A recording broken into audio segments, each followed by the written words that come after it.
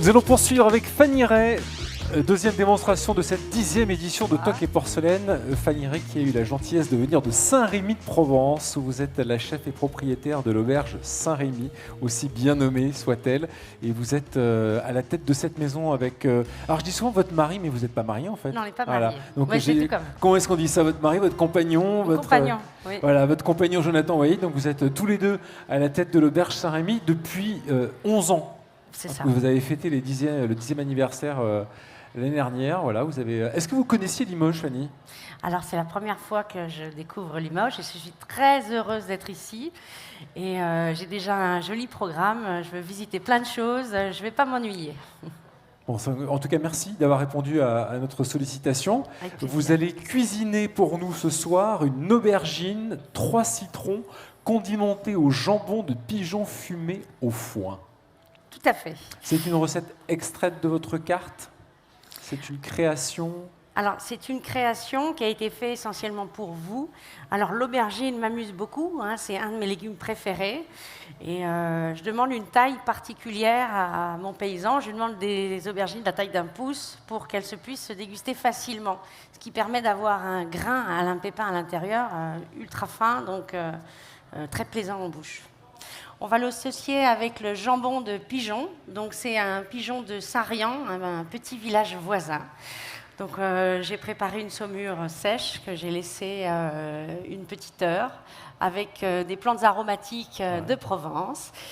Ensuite, je les ai fait fumer au foin des Prés de l'Accro. Il faut savoir que le foin des Prés de l'Accro est le seul foin AOP en France. Et puis, je l'ai préparé pour aujourd'hui, donc déjà depuis un bon moment. Je l'ai déposé sur des planches de bois d'olivier, retournées chaque jour pour avoir vraiment une absorption. Comme le bois est poreux, eh bien, il absorbe l'humidité du jambon de pigeon. Voilà.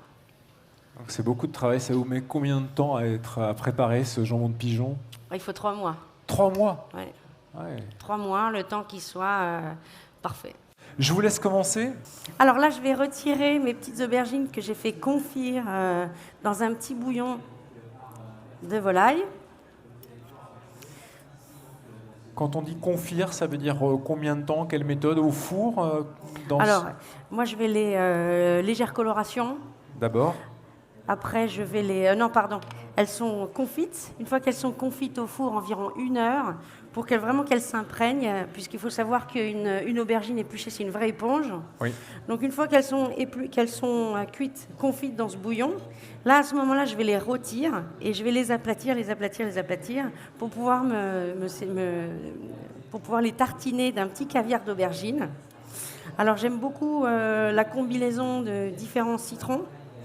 Donc, que ce soit le citron jaune, le citron vert. Donc, je vous ai ramené une petite poudre de citron noirci.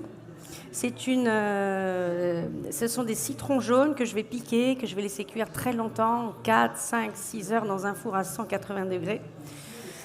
Et jusqu'à ce que ceux-ci soient complètement dépourvus d'humidité, à ce moment-là, je vais les mixer, ce qui va me permettre de retirer l'amertume et de conserver son acidité. Ouais. Donc, c'est... Je peux me permettre de sentir? Ben, je t'en prie. C'est vrai que ça sent vraiment le citron. Il y a ce parfum assez pur. On sent qu'il y a une concentration. C'est ça. Ouais. C'est ce qui m'intéresse beaucoup et l'essence de mes recherches sur l'intégralité de mes créations, c'est la concentration de saveurs. Puisqu'on va retirer tout ce qu'on peut en termes de matière grasse animale et en sel blanc. Donc, sont tous deux des exhausteurs de goût. Donc, ce qu'il va falloir faire, c'est faire preuve de ruse. Et pour aller chercher des exhausteurs de goût naturels, on va chercher la concentration, la réduction, la torréfaction. Et c'est comme ça qu'est apparu l'essentiel, je dirais, de ma boîte à magie. Voilà. C'est ce que vous appelez la boîte à magie, ce sont les assaisonnements que vous allez créer, singuliers et uniques pour chacun de vos plats. Quasiment, on a 2 ou 3 créations uniques dans chacune des créations. Ouais. Donc, je vous laisse nous expliquer ce que vous êtes en train de faire. Alors moi, c'est le pays de l'huile d'olive, donc je vais mettre généreusement. Alors, on est passé du beurre à l'huile d'olive. Voilà. En parallèle, je vais chauffer un petit jus de pigeon. Donc, c'est pareil, j'ai dû le faire en amont parce qu'un jus de pigeon, enfin un jus animal, il faut compter au moins 2 voire 3 jours en fonction de la pièce que c'est, puisqu'il faut attendre une destruction de matière en fait homogène pour pouvoir le filtrer et en extraire le nectar. Voilà. Donc, j'ai mon petit jus qui chauffe. J'ai préparé donc un caviar d'aubergine. Que j'ai assaisonné de 3 citrons. Donc on a du citron cru, on a cette poudre de citron noirci et un citron liquide. Ce citron liquide est composé de jus de citron en temps pour temps avec du sucre. On va l'arrêter à caramélisation, ce qui va apporter une jolie énergie à notre caviar d'aubergine. Alors, on rappelle comment est-ce qu'on fabrique un caviar d'aubergine? Alors moi, je ne vais pas choisir des aubergines trop grosses. Je vais choisir des petits calibres, toujours pour cette histoire de pépins, oui, pour avoir des petits pépins. Et puis, je vais les faire griller. Ensuite, je vais les rouler dans un petit papier d'aluminium avec un petit peu de thym, un peu d'huile d'olive, un petit peu de poivre et des herbes aromatiques. Donc là, je vais les laisser confire. Au four. Au four. Et ensuite, je vais les gratter et je vais les mixer avec mes 3 citrons. On ne mixe que la chair, hein. On enlève la peau. Moi, j'enlève la peau. Ouais. J'enlève la peau, elle a grillé, elle a apporté du parfum, elle a apporté du goût, mais je ne la mettrai pas. Allez, on y va. Donc, je vais les remonter en température. Pendant qu'elles remontent en température, je vais vous expliquer mes pickles d'aubergine. Donc, les pickles d'aubergine, donc mon paysan a une grande diversité d'aubergines. Donc, moi, je vais prendre les petites blanches, qui sont très particulières, qui se mangent même tout simplement. En fait, c'est des petites aubergines juste émincées, un petit peu de parmesan, un filet d'huile d'olive, c'est tout. Et donc là, je les ai. Donc elles sont taillées à cru?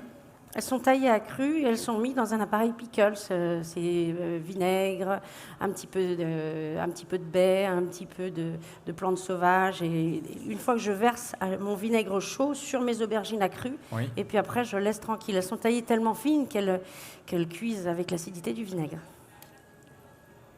Donc là, on va faire rôtir les petites aubergines.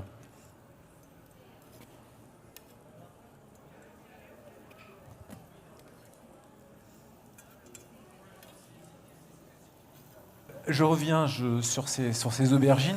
Tout à l'heure, vous disiez qu'effectivement l'aubergine était une éponge et donc que vous les faisiez confire dans un bouillon. Parce que si on avait le malheur d'arroser très généreusement l'aubergine d'huile, on aurait des aubergines à l'huile plus que de l'aubergine. Oui. Et donc oui. C'est pour ça que j'imagine que vous faites aussi, ça. Vous avez pratiqué de la sorte. Alors la réflexion, elle a démarré comme ça, effectivement. Ouais. L'idée, c'était de ne pas cuire une aubergine dans l'huile d'olive. Ouais. Donc j'ai essayé plusieurs choses. J'ai essayé des petits bouillons. Alors on a un bouillon en Provence qu'on appelle l'aigo boulido. Ah, j'ai pas l'accent, hein. Mais c'est une boisson digestive à base de plantes sauvages et d'ail, tout ce que j'aime. Donc je les ai immergés dedans. J'ai essayé une grande diversité de choses, mais j'arrivais pas à conserver vraiment le goût que je voulais. Donc c'est dans ce petit bouillon de pigeon où c'est cette association de saveurs qui fait qu'on a quelque chose de très intéressant. Voilà. Je réchauffe et je caramélise. Je suis là, ce que je vais préparer, c'est mon petit jambon de pigeon. Alors tu vas voir. Est-ce qu'on a vu avec la caméra, parce que là je veux bien qu'on fasse un petit point. La texture, vous allez voir, c'est assez rigolo. Vous voyez, c'est des toutes fines tranches d'aubergine, c'est assez incroyable. Donc là, vous émincez finement le jambon de pigeon. Donc l'idée de ce plat, ça a été de pouvoir cuisiner différemment l'aubergine, mais aussi de mettre à même hauteur la matière animale à la matière végétale. C'est pour ça c'est une cuisine où je dirais qui est vraiment axée sur le végétal, donc où l'animal va arriver en deuxième position. Voilà. Où le légume devient l'élément principal et non l'attrait. On a envie de croire qu'en étant dans cette région de Provence, le légume s'impose. Parce que c'est vrai que vous avez la chance d'avoir une très grande richesse, une diversité de légumes. Et on pourrait aussi parler de fruits qui, j'imagine, poussent à À cette utilisation, à cet usage-là? Bah, c'est vrai qu'on a tendance à dire qu'en France, il y a 4 saisons, mais je dirais qu'en Provence, il y en a au moins 10. Ouais. Donc pour un chef, c'est vrai que j'ai beaucoup de chance de travailler dans une région aussi diversifiée par mère nature. Oui, oui, tout à fait. Ouais.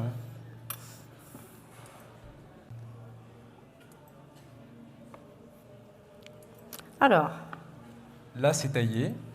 on a notre jambon de pigeon taillé, on a nos pickles d'aubergine. Je vais me remettre, Et je pense que c'est bon. ça y est, C'est formidable comme cet outil. Hein.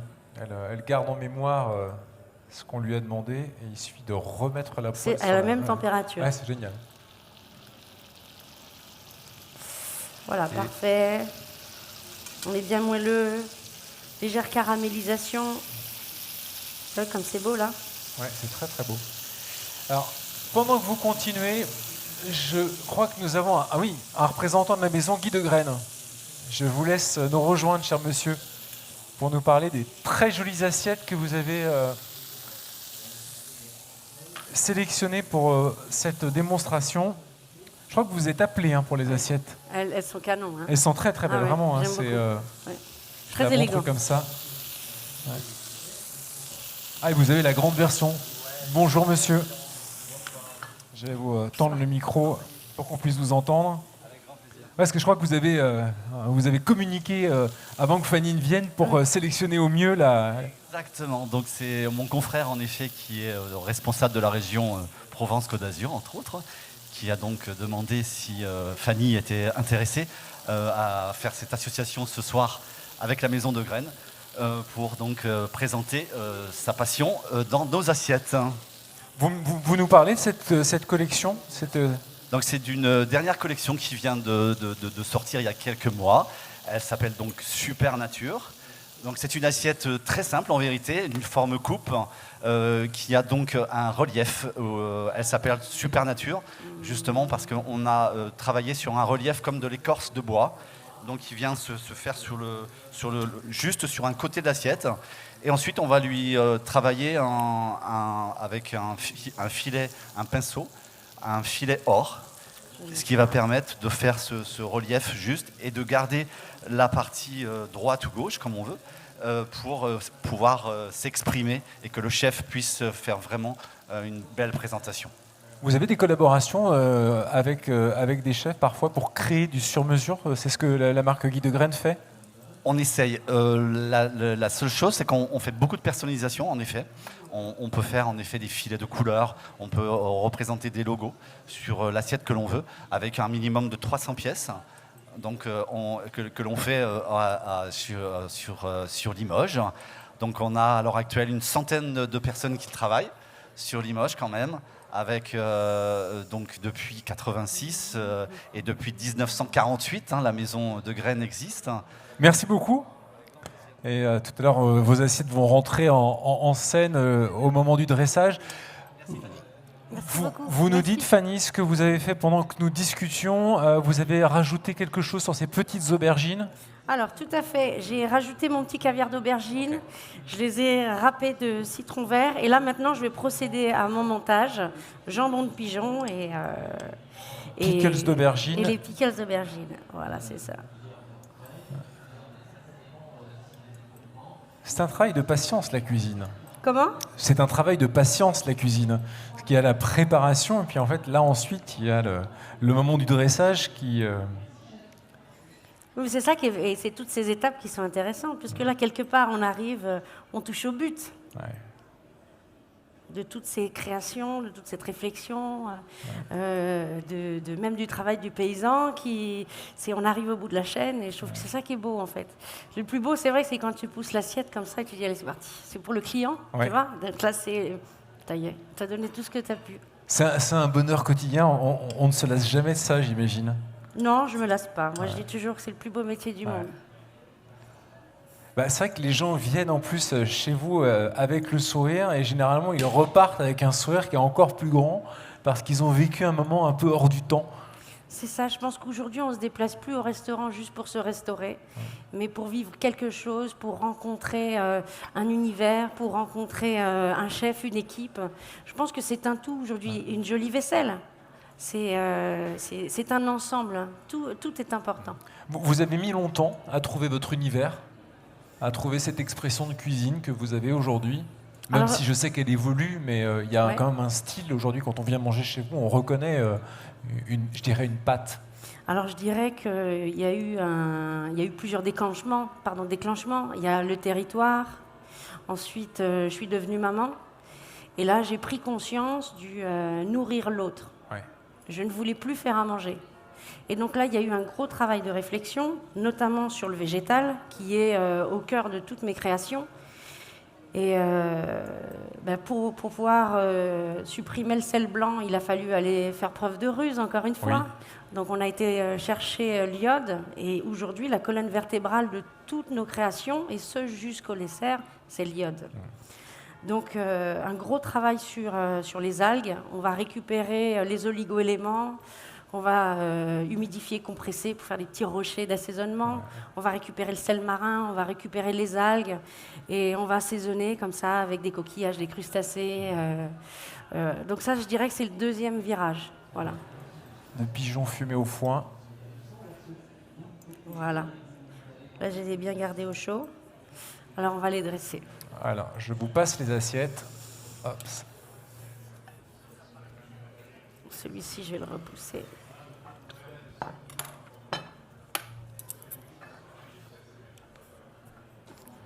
C'est vrai qu'elles sont vraiment très très élégantes. Oui, c'est ça. Ce petit filet d'or, c'est incroyable. Alors, très joli travail. Très joli travail, puis on a de la matière. Il faut penser à toutes les choses sur la porcelaine quand on choisit une vaisselle. Parce que tout à l'heure, on parlait de la résistance thermique, la résistance mécanique, mais on a aussi l'encombrement. Il faut faire attention à l'encombrement. Il faut faire attention à un plat. Parce que nous, là, on va porter une assiette par une assiette. Oui. Mais même si on a des plateaux en carbone qui font que les plateaux en eux-mêmes sont ultra légers, on ne peut pas leur mettre des assiettes lourdes dessus. Oui. Donc il faut penser à tout ça. Oui, c'est une vraie réflexion. L'assiette, elle fait partie indissociable de notre métier. Vous avez une Comme grande tous les arts collection de la d'assiettes. table. Comment? Vous avez une grande collection Oui. d'assiettes. Ouais. Vous savez combien vous en avez? Non, je crois que je ne les ai jamais comptés, mais j'en ai beaucoup. Mais parce que c'est des bijoux, c'est ce qui fait...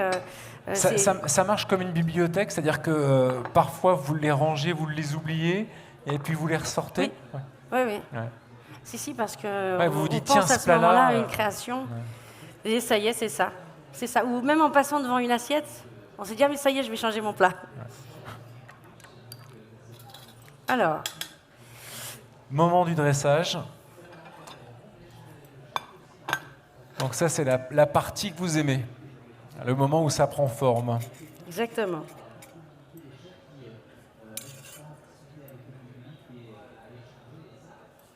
Donc, je vais juste les... Voilà. T'as vu qu'elle n'avait pas le même rendu hein, sur celle-là Oui. et sur celle-là. Oui. La manière, en fait, dont le berceau est incurvé, la brillance, la manière dont la matière, le matériau va attirer la lumière. Et c'est vrai que ce filet d'or, il est assez incroyable.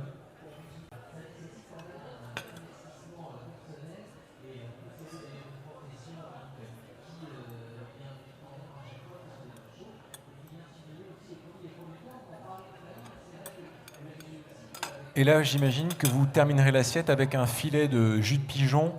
Exactement. Parce qu'on a parlé de condiments et d'assaisonnement, on n'a pas parlé de jus, mais quand vous parlez je dirais, d'indissociable, là aussi, on ne parle pas de cuisine sans jus, sans sauce. Ouais. Un plat, c'est un jus. Ouais. Et je dirais que souvent, le jus, c'est le plat. Ouais, c'est le jus qui fait le plat. Alors dans ce jus, aucune matière animale rajoutée, il n'y a quasiment aucun élément. Enfin, c'est pas un jus que je vais faire avec des carottes, des oignons, des échalotes. Je vais juste rester sur une petite échalote simplement. L'idée, c'est vraiment qu'on ait la force en fait et le caractère du pigeon. Donc, simplement. C'est la carcasse, juste avec une échalote. La carcasse, mouillée. Une échalote, une brindille de thym, un filet d'huile d'olive. Oui. Voilà. Et ensuite, on laisse ça mijoter et vous faites réduire jusqu'à avoir cette texture idéale, nappante. Exactement. Ouais. Exactement. Donc là, il y a plusieurs jours de travail là. Alors, on a dit 5. J'en refais une vite. On va choisir celle-ci. Alors, il y a une chose qu'on peut rajouter, dont on n'a pas parlé, parce que c'est vrai que les gens qui sont ici, qui assistent à cette démonstration, n'ont pas forcément eu la chance de venir vous voir. Vous avez une cuisine ouverte. Et ça a beaucoup de sens pour vous, parce que non seulement vous êtes face à vos clients, mais vous les accueillez. Hein, les clients, on rentre chez vous avec presque un accès direct en cuisine. Et ça, c'était important Tout à pour vous. fait. Ça, c'était très important pour moi d'abattre cette cloison. J'avais vraiment l'impression d'être enfermée dans un aquarium. Et le besoin, c'est une auberge. En fait, on a racheté une ancienne auberge. Donc, le plaisir de l'accueil, dire bonjour à chaque personne qui rentre chez nous et dire merci à chaque personne qui s'en va, pour moi, c'est primordial. Ça me permet de sortir, de servir un jus, d'expliquer quelque chose, d'avoir un échange. Parce qu'en fait, ce métier, on le fait pourquoi? On le fait pour une seule et bonne raison, en fait, c'est l'humain. L'humain est vraiment au cœur de notre métier. Et pour moi, je ne conçois pas le métier autrement. Notre assiette touche À sa fin, alors on va rajouter sur l'aubergine mon petit sirop de tomate, donc qui est la même quantité de sucre que de jus de citron jaune. Voilà, ça, pour lui apporter un Donc petit là, peu. c'est l'eau de tomate que vous récupérez? Là, non, c'est du citron liquide, ça. C'est mon citron liquide. Ah, c'est le citron liquide, pardon. J'avais compris tomate. L'eau de tomate, c'est demain. Ok. C'est demain. Voilà. Pour lui apporter brillance et gourmandise. Et ensuite, on va rajouter cette collection de citron et mon jus de pigeon.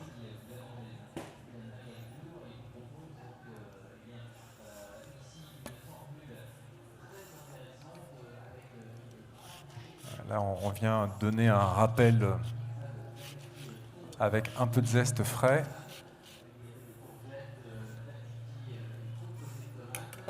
Sans oublier la Salicorne. l'iode. Voilà. Signature ultime.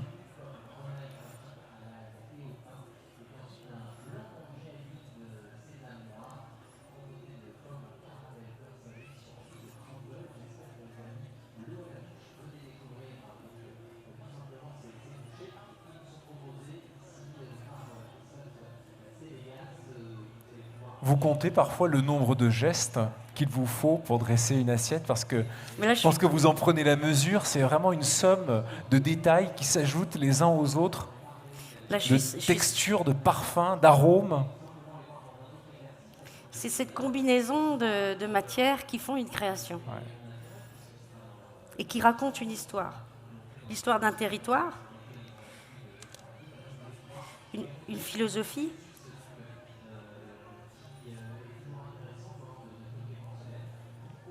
Et là, on va terminer avec la poudre de citron noirci et mon petit jus de pigeon. Il est chaud, votre jus? Là, je vais le remettre un petit peu en température. Voilà.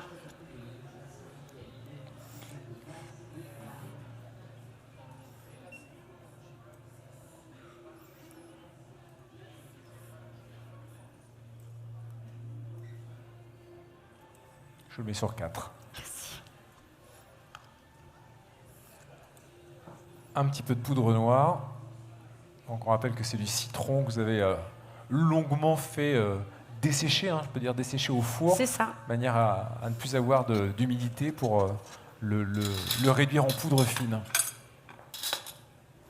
Hop, pardon, juste un petit coup de propre.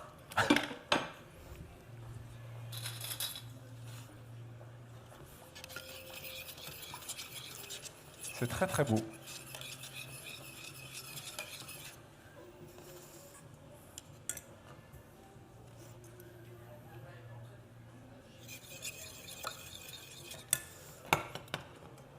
On va terminer par la signature du plat, le trait de sauce.